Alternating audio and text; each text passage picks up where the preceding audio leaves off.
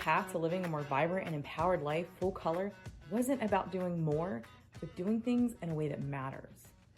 Welcome to the Full Color Wellness Podcast with Kat and Dr. Cynthia. These are real, unfiltered conversations about our journey through ancient wisdom and how it vibes with modern day trends. We're here to explore a version of health that is not one size fits all, but personal and beautifully human. Are you ready to say yes? Let's dive in. Welcome back to Season 3, Episode 7. We've spent this season talking about relationships. We talked about becoming aware of what relationships are important to you, doing a little assessment of those relationships, thinking about who you are, who you want to be. We've talked about the various dynamics in families, but insight alone doesn't change relationships. It helps, it's the first step, but we're going to go a little bit further today. Yeah, I think today we're going to be diving into the next phase, which is awareness and kind of knowledge and understanding that those are necessary, I think, to start changing these relationships. But in order to change them, you really have to develop some skills, right? This sort of ability, this skill set, it comes from practice and it can feel awkward. And we have to practice them in order to build the skill. We like to practice our skills by kind of starting internally, right? Starting with a little bit of that mindset. And the practice we're going to be sharing with you today is dating yourself. Dating yourself. We've talked a little bit about that in previous podcasts, but today I think we're really going to dig into it. Yeah, I really want to highlight, we are not talking about self-care. Okay, self-care is something we do as like maintenance. Checking the box of, what does your body need to be like? What kind of, hairscaping do you need to do, right? Taking a walk and breathing, cooking healthy meals for yourself, right? These are self-care. We are going to be talking about dating. This is intentionally treating yourself as someone that is worthy of time that feels special. And we talked through this, right? We actually had a very long debate on what the 4 criteria of a date would be, because we like numbers, so we decided there had to be at least 4. So the first one we came up with is it has to be intentional. Like, you need to actually schedule this time for yourself. It can't be accidental. It has to be an intentional time that you have set aside, because that's what you would do when you go on a date, right? Somebody's picking you up at 7 o'clock. It's scheduled time. The second criteria we came up with is it needs to feel special. I mentioned cooking a healthy meal for yourself. For us, that's kind of routine. This needs to be special. It needs to not be part of your normal routine, not be what you would do on a regular day or week. And that's very individual. What is special is going to be unique to you. Yep. The third criteria we came up with is being attentive. So you sort of are satisfying something that you've been craving. Let's say you're in a relationship with somebody and you notice that they like a special food. You notice that they enjoy a particular genre of movie, or they love freshly cleaned sheets. So you are attentive to them when you do that unprompted, without being asked, just to make them feel special. So paying attention to what you actually enjoy and thinking about that. Yes. What do you yourself sort of crave, And then the last one is you absolutely 100% on this date with yourself, you need to be present. Okay? No multitasking, no playing on your phone. The same expectations you would have going out on a regular date. You want that person to be into you, right? You need to be into yourself on these dates. Pause there for a second. Okay. As soon as you said no being on your phone, I imagine someone, for example, taking themselves to dinner. Mm-hmm. And it can be awkward sitting there by yourself. Okay. With no phone. I'm not saying that's the way to go. Yeah. But I think we need to acknowledge it might be a little uncomfortable at first. That's kind of the point, is we are developing a skill of being able to date ourselves. So I understand wanting to distract yourself during that discomfort, but that distraction is what will cause you to stop being present. And it's being present during this date, during this time for yourself, that as we continue with this episode, listeners will understand that is part of the value. So there's certain things we're looking to get out of these exercises of dating ourselves. And in order to get those outcomes, we need to be present. So for some of us, it may be a little uncomfortable. Okay, carry on. Yep. So intentional, special, attentive, and present. Those are the 4 criteria of our date. Now, we've talked before about what dating yourself could be. Going to a bougie restaurant could satisfy these 4 criteria for people. For me, finding an amazing view on a hike, right? I mean, so not all these dates have to cost money. You could cook yourself a meal, but I want you to add in something that makes you feel special, like music. Candles. Yeah, and out of routine. Cook that fancy dish, buy the fancy ingredients if you can. Another one could be just sitting and giving yourself some quiet, if that is what you've been craving. Like some people are just back to back to back to back to back. And what they need is an evening of just peace and calm. That counts as a date. Is that something you do in your home, or is that something you go to a quiet place outside of your home? Because you said it needs to be something outside of the norm. I would encourage you to seek a spot outside of your home. There's a lot of cool, like, arboretums, a museum, art galleries. These are all very quiet places, a library. Bookstores, exactly. So I'd encourage you to get outside of your home. But if you don't, at least maybe a different room in your house, right? Not your corner on the couch that you use to watch TV all the time. What I do want to reinforce about this date that you choose is keep in mind, this is about treating yourself. So whatever you can do to amp it up, think luxurious, think simple to execute, and it needs to be something you're choosing to do. There's a reason why dating yourself matters. Actually, there's a lot of reasons why. And I know you've done this, so you're speaking from absolutely. What you gained from it, and I've done it too. Absolutely. Dating myself gave me an opportunity to start to learn my own cues and my own needs, right? Because I had to design it. So I got to think about just what I want, which means I really started leaning into how I wanted things to be. It is also an opportunity to treat yourself as someone who's worthy so that you can start to experience what that feels like. For some people who have had relationships, maybe they struggle with establishing boundaries, maybe they have a hard time communicating what makes them feel worthy, they may not have experienced it very often. So having this regular time and building this practice will help you start to understand what that worthiness feels like for yourself. It also can help you start to get better at receiving it. I know for me, okay, so I'm laughing. Yeah. Because this reminds me of, we've probably all heard about when they say masturbation. If you don't do it, you're not going to know what you like, and you're not going to know how to tell somebody else what you like. And that's what this reminds me of. Yeah, I mean, that's kind of true. Like, different strokes for different folks. Like, when you can give yourself exactly what you need, you start to understand what you want from other people, right?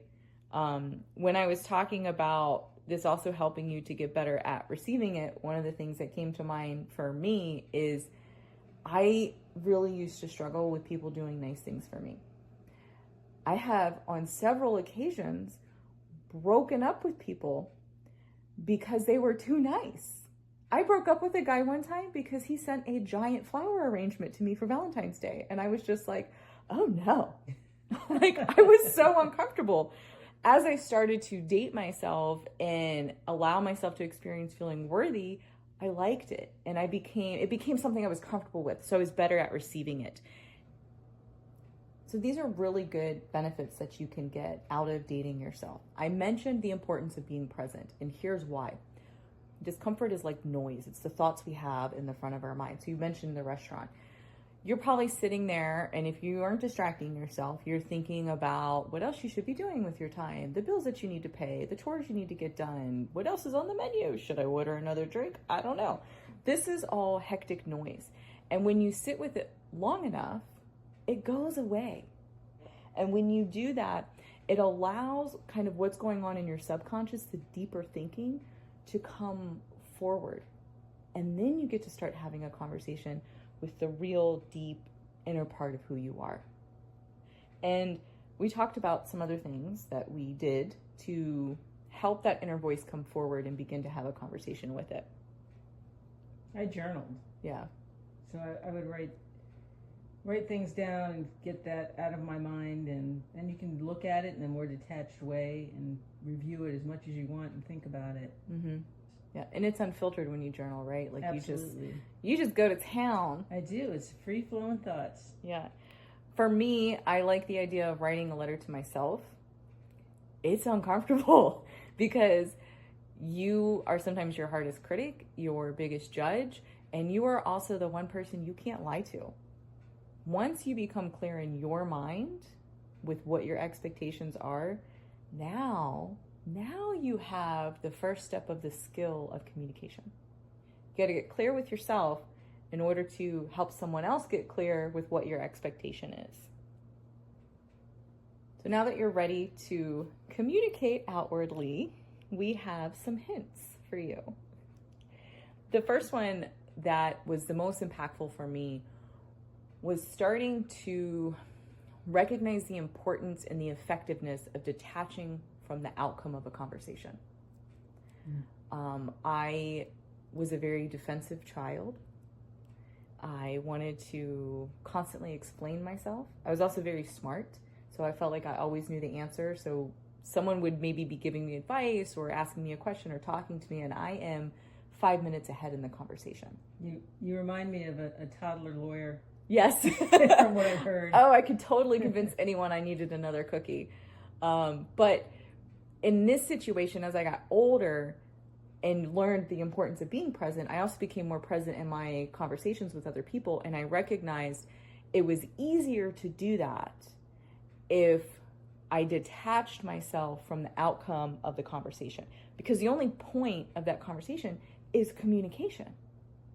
So by detaching from the outcome, you're focused more on your feelings in the moment, what you're trying to convey, because you're not listening for what you want them to say. Exactly. And it creates all this space for them to decide how they want to respond. Because I'm not there with a quick answer. I'm not there defending myself. I'm there present with open ears and an open soul, listening to what they're giving back. And that style of honest communication surprises the heck out of people. And I think it really breaks down their defenses. It's such a more beautiful way to get through some of these difficult conversations. Mm-hmm. And these difficult conversations are worth having. We have found that this sort of like self-attunement really shifts a relationship from being like transactional into being more authentic. So let me explain a little bit what I mean by transactional.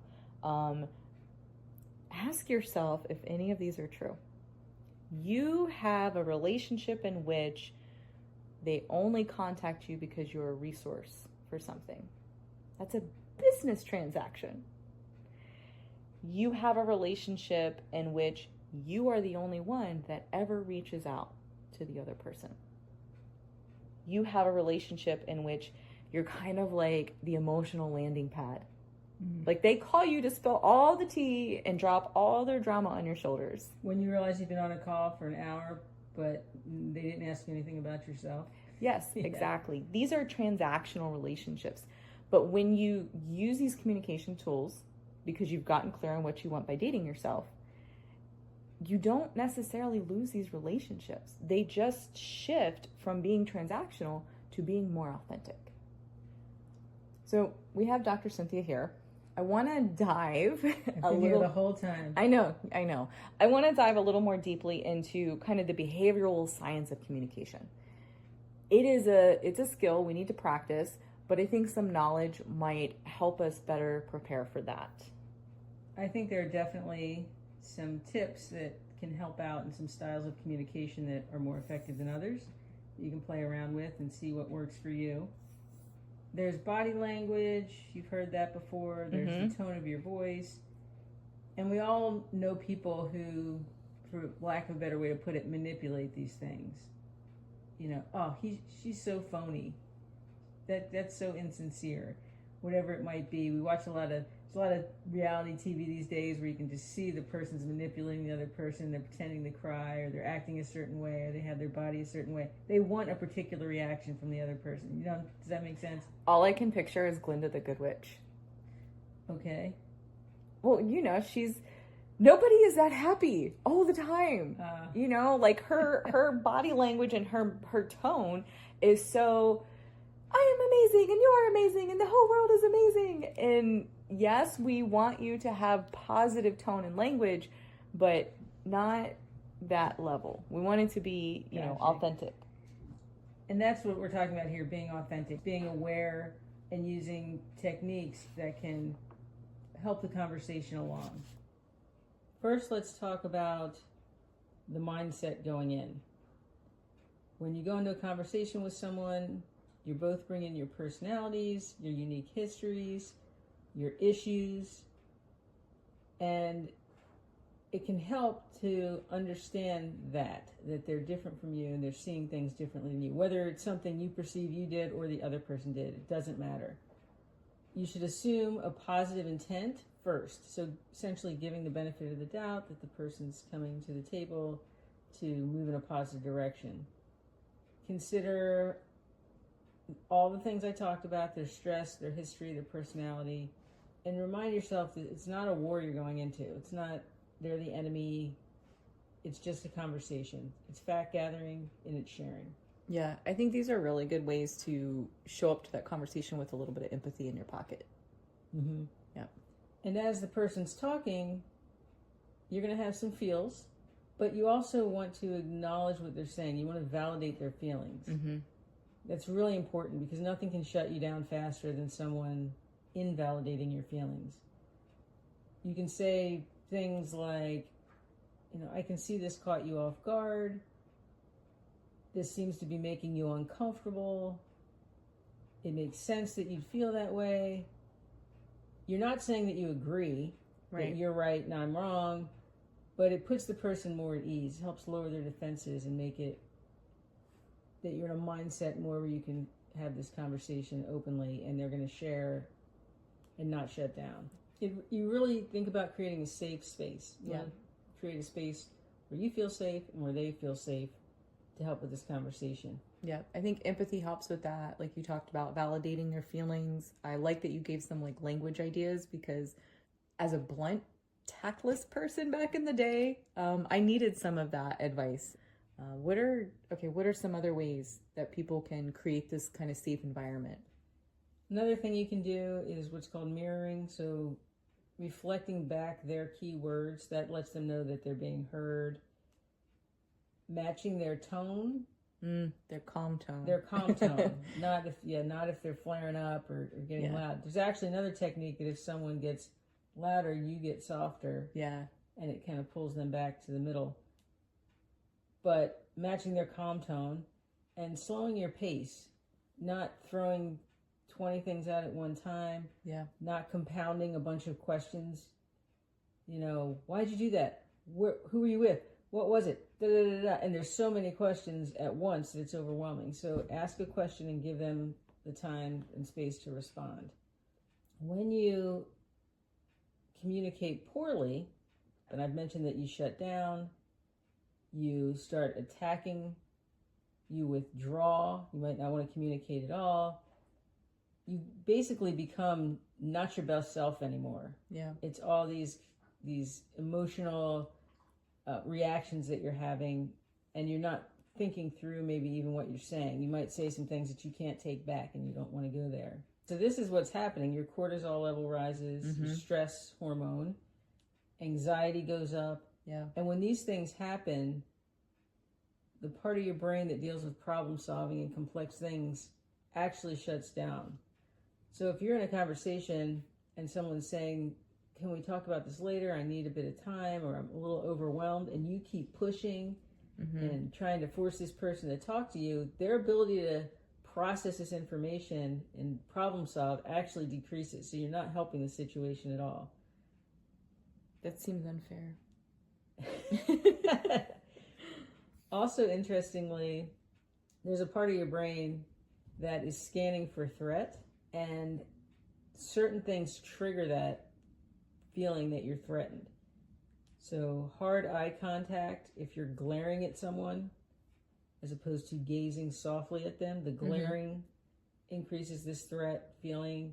A sharp tone signals danger.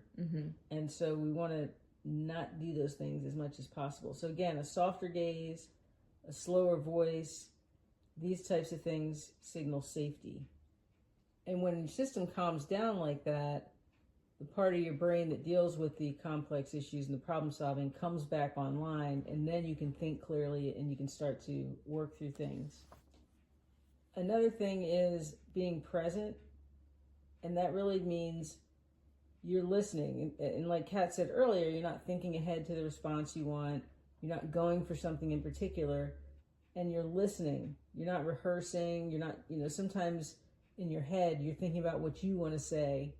Again, what am I going to say after they stop talking? And you're not doing that. You're listening to what the person says and having an authentic reaction to that. So you're staying in the moment, and you're not in the past where you've been hurt, and you're not in the future where you're scared of where it's going to go. You're just in it with that person in the moment. Yeah, there's a couple of tricks I've used to help myself out with that. The first one is sometimes something physical, just a light tap.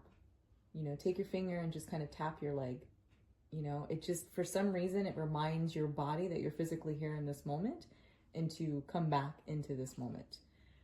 Another one is breathing. If you find yourself getting worked up and you're ready to kind of get into it, that is an indicator that all of your stuff's going offline. You're not getting access to your problem solving. And the best way to bring that off and come back into the present is just take a breath or two. And the third one is sometimes you should be that person that says, I want to respect this conversation. I'm having a hard time with where we're at with it right now. Can we just take a beat? I like the way you said that, because that's often not how it goes. It's often a storm out, a shut up, I don't want to talk to you, or you're such a blah, blah, blah. Yeah. And you disengage in a negative way. No, tell them you value the conversation and you want to be there for it. But you can tell that, like, you're just getting worked up and you just need a minute, so that you can continue to respect the value of that conversation and the need for it. We've worked through a lot of these things. Yeah. This is from experience, this people. This is definitely from experience. We process information in very different ways. Yep. So for me, I don't know, maybe it's an Italian-Irish thing. We speak with our hands. I don't know, but we like to get to the root of the problem. We want to get into it. We want to solve it. We want a resolution as fast as possible. We want to get to whatever that clarity is ASAP. And for me personally, when I'm having this back and forth with someone and they become silent, my creative little brain starts inventing all of these stories of why they're being quiet. And I can almost guarantee they're never accurate, because they're all about me and my insecurities. They don't like what I'm saying. They're mad at me. They don't want to show up for me. And I'm telling you, if you find yourself saying me a lot when you're inventing these stories, you're probably not right. It's a solid tip. I like to take time to process information. Sometimes, Kat will come to something and she's talking and I look a little blank. I'm processing it. And I like to look at it from multiple perspectives. And as I mentioned earlier, when you want to take that time and someone comes at you and doesn't give you that time and is more aggressive about it and wants to pressure you to talk about it and the shutting down, I've experienced that. And I try not to bring that into our relationship, but I've definitely had that experience before, and I'm really grateful that we don't communicate that way anymore. So maybe sharing a little bit about what helped us move past that could help everybody else. I mean, I think we had the benefit of you and I started as friends. And so there wasn't that complication of being in a romantic relationship with each other. We were genuinely trying to learn about each other and get to know each other, which you want to do in a romantic relationship. But I don't know, for some reason, it tends to be a little bit easier in a friendship. So you had told me this is how you process information. And it forced me to think about, well, how do I process information? And what happened was, the first time you and I had one of those really serious conversations and you kind of blanked out, I was able to say, do you need some time with this? Mm-hmm. And you were able to say, I do. Yeah. Yep. And it was really nice. Mm-hmm.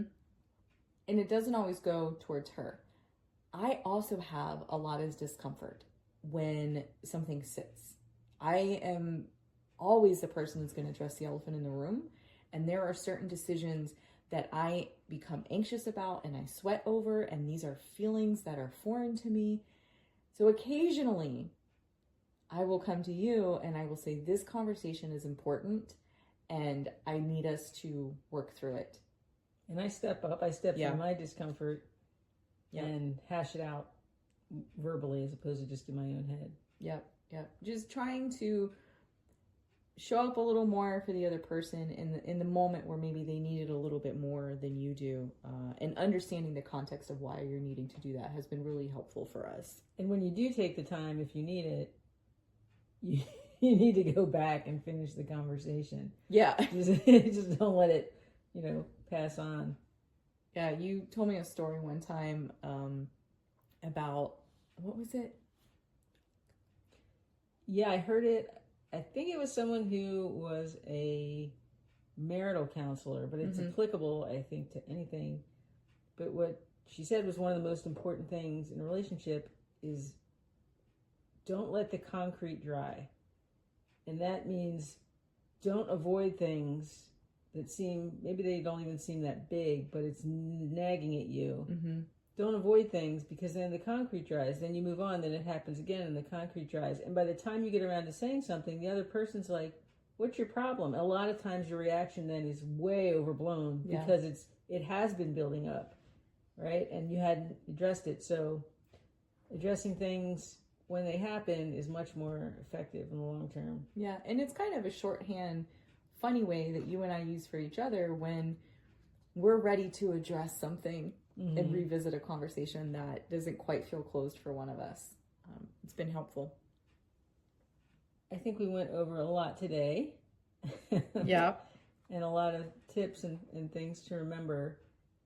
But this isn't something that you do once, and it's something, as Kat always says, you got to build that muscle and keep practicing it. And it's going to feel awkward. Dating yourself is going to feel a little bit awkward perhaps at first.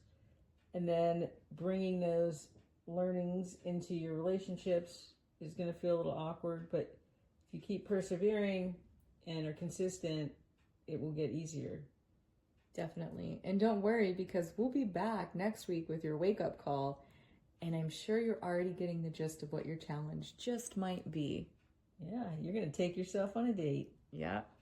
Thank you so much for joining today. If you want to dive deeper, check out our Season 3 companion workbook. It'll be in the show notes. And we want to keep exploring this path together.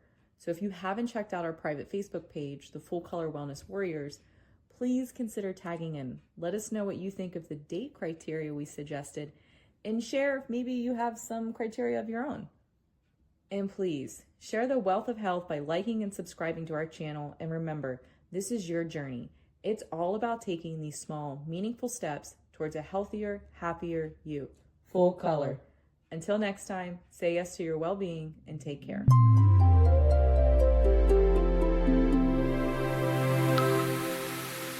The content of this podcast is for educational, informational purposes only and is not intended as medical advice. Please consult a licensed healthcare provider before beginning any new health practice. Do not ignore or delay seeking medical advice because of something shared in this episode. If you're experiencing a medical emergency, call 911 or visit your nearest emergency room. Listening does not create a practitioner-client relationship. Yes to Holistic Health makes no guarantees regarding outcomes based on the information provided. Copyright notice, Yes to Holistic Health, all rights reserved. This content may be shared for nonprofit educational purposes with credit to Yes to Holistic Health. No commercial use without written permission.